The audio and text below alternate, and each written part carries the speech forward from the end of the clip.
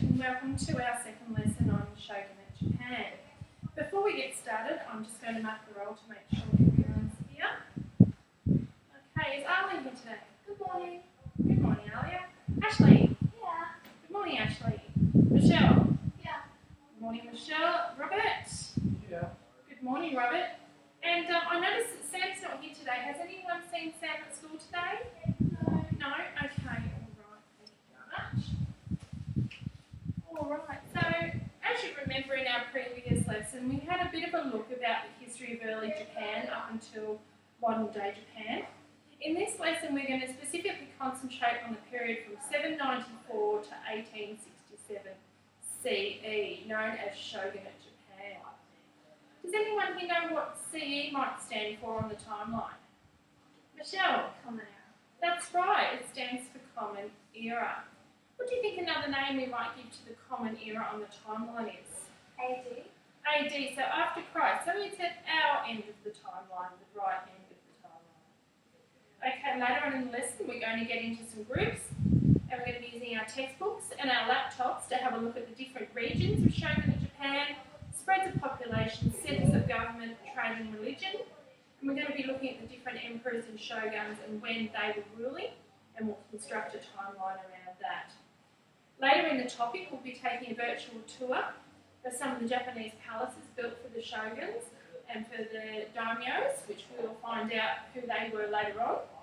We'll be doing that on our iPads, and that will give us an up-close and realistic tour of some really, really lavish, beautiful palaces that were built for these people in that time. So that's something interesting and fun to look forward to. Okay, speaking of history timeline terms that haven't learnt before, not quite sure of, today we're going to begin our lesson on some of the meanings of the vocabulary that we will see today. And as you can see, I've put a list of some of the words we're going to be looking at today here, and I've also got a handout with the meanings of those words, so there's no need to copy that down for your reference throughout the lesson today.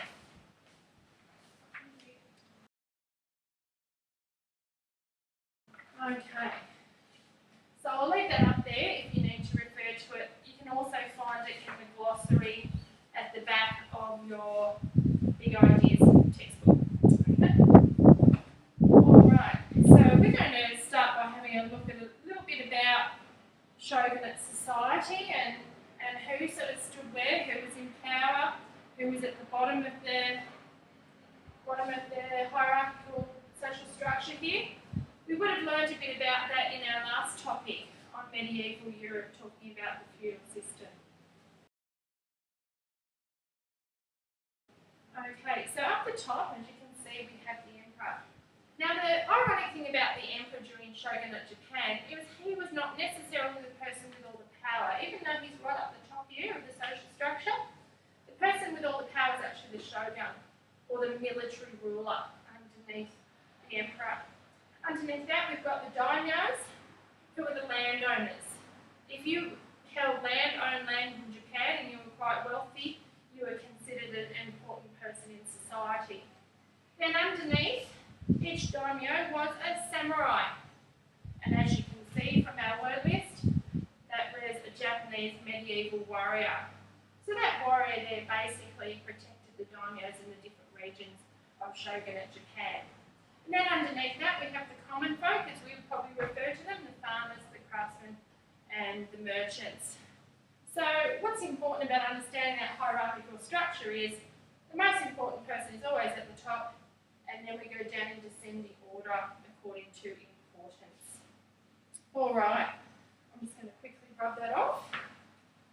I want you, please, to open your laptops to your search engines, whether it be Google or Firefox or whatever you're using. Okay, so Robert and Michelle, you can share a laptop there, and Ashley and Arlie, you can share the iPad. Okay, I want you to look up this website here. Just turn the board around. www.etap.org. Now it says grade 7,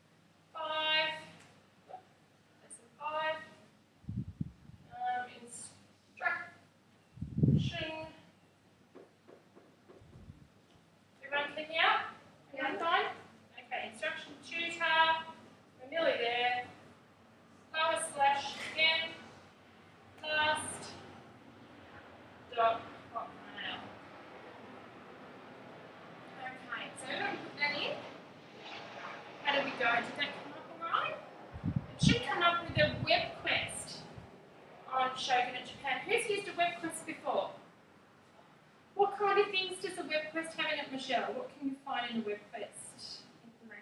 Information. What else do you think you might find in a web quest? Sources that you can use later on if we're doing some kind of group activity or assessment. What else might you find?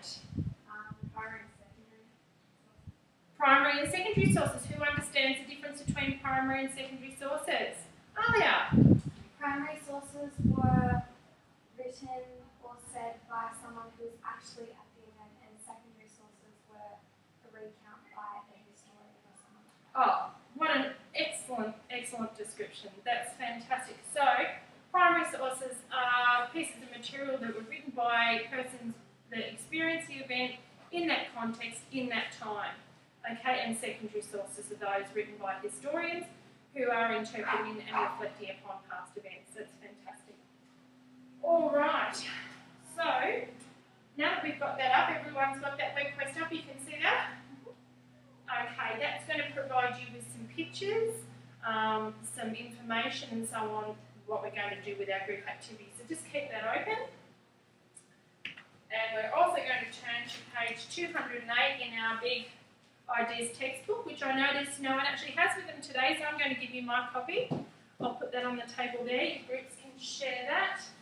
And we've opened to page number 51 I should say, in our green new ideas textbook, and I'll put that there for you to use also. Okay, so in our groups, we're going to get into two groups. Okay, so Robert and Michelle, you can go together, and Alia and Ashley, you can go together. And we're going to be looking at the beliefs, the code of conduct, and features of the samurais within Shogunate Japan. We're going to study them today. And then next lesson, we'll look at the shoguns. So we're going to identify the name of the training that they undertake. We're going to give a description of the training, what sorts of things they do. We're going to look at the weapons that they use, what allegiances they have. Looking at the board, allegiance means the loyalty or devotion of a citizen to his or her government or ruler, okay? And then we're going to look at other pastimes, hobbies and skills that the emperors thought were really important for the samurais to develop in order to fulfill their culture, their training, and so on. Okay, so I'm going to, Robert and Michelle, I'll get you to do beliefs and the code of conduct and the features and the training. Okay, so there's an activity sheet with a table, you can fill those out. And for Ashley and Alia, I'm going to get you to do the weapons, the allegiance and the pastimes and the hobbies. Okay, so you can see on the other side of the table, we've actually got a section for European knights. This table is going to serve as a compare and contrast table, so you can reflect on what you learned when you did medieval, and you can compare it to society within Shogunate Japan. Okay, so any questions, just put your hand up. Try to keep the noise to a minimum, don't speak too loudly. Okay, so everyone can have their ideas heard. Don't forget the textbooks are there and your web quest is there for you to complete the activity.